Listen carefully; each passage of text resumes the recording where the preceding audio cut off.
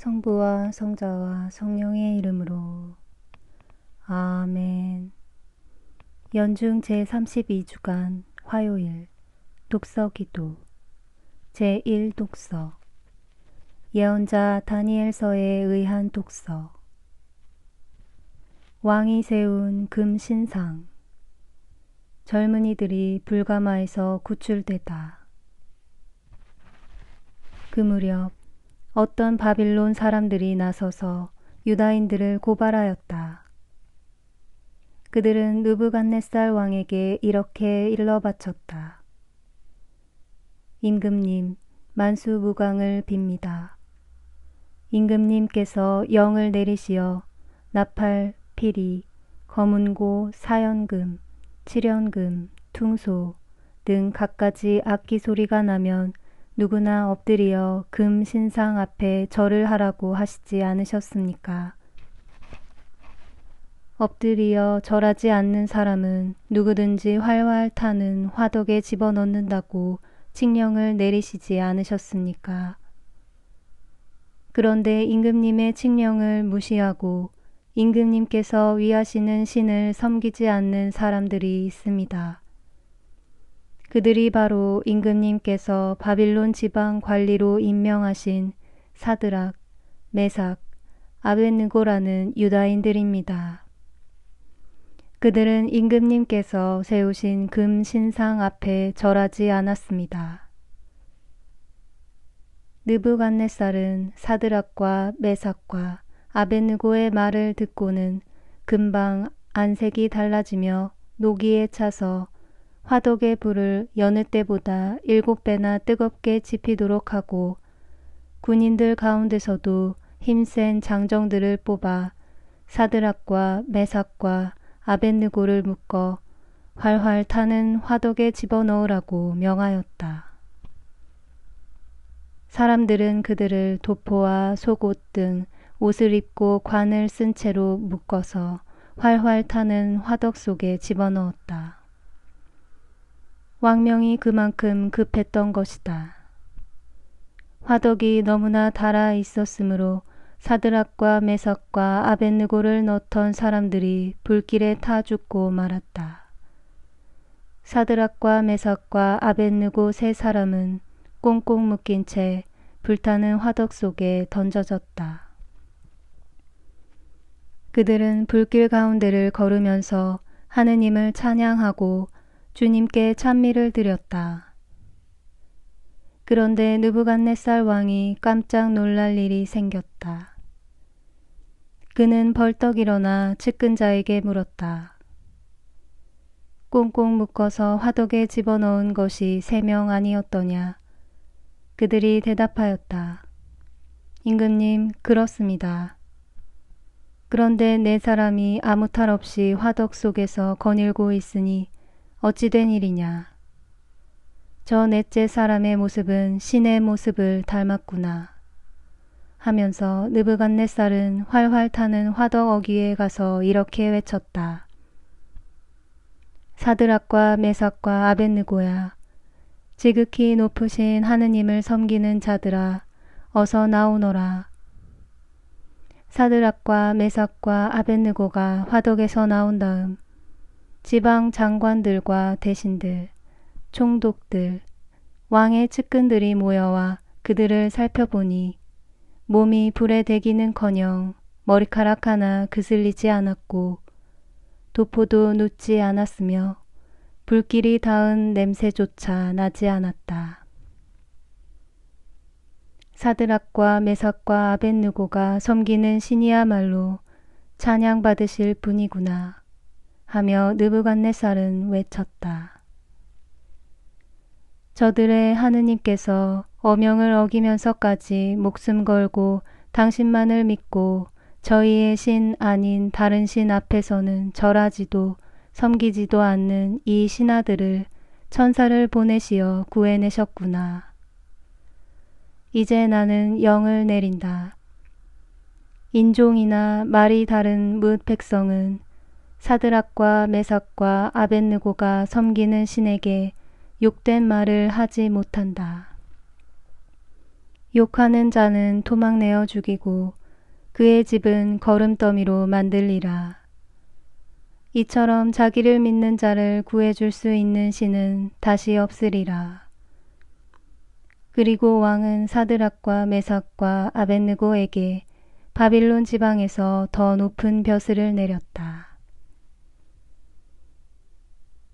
주의 천사가 가마로 내려와서 아자리야와 그의 동료들 곁으로 가서 불꽃을 가마 밖으로 내어 몰았도다. 불은 그들을 다치게 하지 못하였고 그들에게는 어떠한 아픔이나 괴로움도 미치지 않았도다. 당신의 천사를 보내시어 당신을 신뢰하는 종들을 건전해 주신 하느님을 찬미 받으소서. 불은 제2독서 이세기 어느 저술가의 강론에서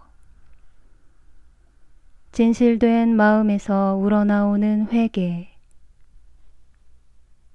형제들이여, 아직 이 세상에 생존해 있는 동안 늘 회개합시다. 우리는 공예가의 수중에 든 진흙덩이와 같습니다. 도기장이가 그릇을 만들 때 그것이 일그러지거나 망가지면 다시 고쳐 만들지만 일단 불가마 속에 넣게 되면 다시 손을 대지 않습니다. 우리도 그러합니다. 우리가 이 현세에서 살고 육신 안에 머물러 회개의 시간이 있는 동안에 마음을 다해 죄를 뉘우치고 회개하여 하느님께로부터 구원을 얻도록 해야 합니다. 이 세상을 떠난 다음에는 죄를 고백하지도 못하고 속죄도 하지 못할 것입니다. 그러므로 형제들이여, 우리는 아버지의 뜻을 이루고 우리 육신을 정결하게 보존하며 주님의 계명을 지키면서 영원한 생명을 얻도록 해야 하겠습니다. 주님이 복음에서 말씀하십니다. 만약 너희가 작은 일을 하는데 충실치 못하다면 누가 큰 일을 너희에게 맡기겠느냐? 내가 너희에게 말한다. 지극히 작은 일에 충실한 사람은 큰 일에도 충실할 것이다. 이 말씀은 우리가 생명을 얻으려 한다면 우리 육신을 정결하게 보존하고 흠없이 그 인호를 간직해야 한다는 뜻입니다. 여러분 중 누구라도 이 육신이 심판을 받지 않는다거나 부활하지 않으리라고 말해서는 안 됩니다. 이것 좀 생각해 보십시오. 여러분이 어떤 상태에서 구원되고 또 영적 시력을 얻었습니까? 육신으로 살고 있을 때가 아닙니까? 그러므로 우리는 하느님의 성전처럼 우리 육신을 보존해야 하겠습니다. 여러분이 육신으로 이 세상에 부름받은 것처럼 육신으로 심판을 받을 것입니다. 우리를 구속하신 주 그리스도께서 이전에는 영이셨지만 사람이 되시어 사람으로 우리를 불러주셨다면 우리도 이 육신 안에서 그 보상을 받을 것입니다. 형제들이여, 서로 사랑합시다. 그러면 모두 다 하느님 나라에 도달할 것입니다. 치료받을 시간이 있는 동안에 우리 의사이신 하느님의 손에 의탁하여 우리를 돌보심에 대해 그분께 보답하도록 합시다. 무엇으로 보답할 수 있겠습니까? 진실된 마음에서 우러나오는 회개로서입니다. 하느님께서는 만사를 미리 알고 계시며 우리 마음에서 움직이고 있는 것도 알고 계십니다. 그분이 우리를 당신의 자녀로 받아들이시도록 우리는 그분께 입으로써만이 아니라 마음으로부터 찬미를 드립시다.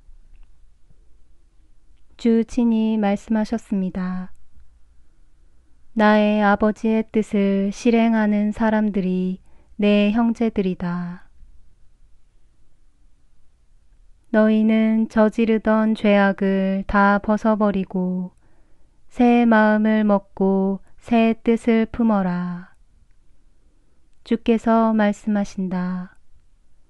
죽을 죄를 지은 사람이라도 사람이 죽는 것은 내가 원하는 것이 아니다. 회개하라. 그러면 살리라. 주님은 너희를 위해 참고 기다리시고 아무도 멸망하지 않고 모두 회개하게 되기를 바라시노라. 주께서 기도합시다. 전능하시고 자비하신 천주여, 모든 해로운 것을 인자로이 우리에게서 멀리하시고 우리로 하여금 영혼과 육신이 해방되어 자유로운 마음으로 당신의 뜻을 따르게 하소서. 성부와 성령과 함께 천주로서 영원히 살아계시며 다스리시는 성자 우리 주 예수 그리스도를 통하여 비나이다. 아멘.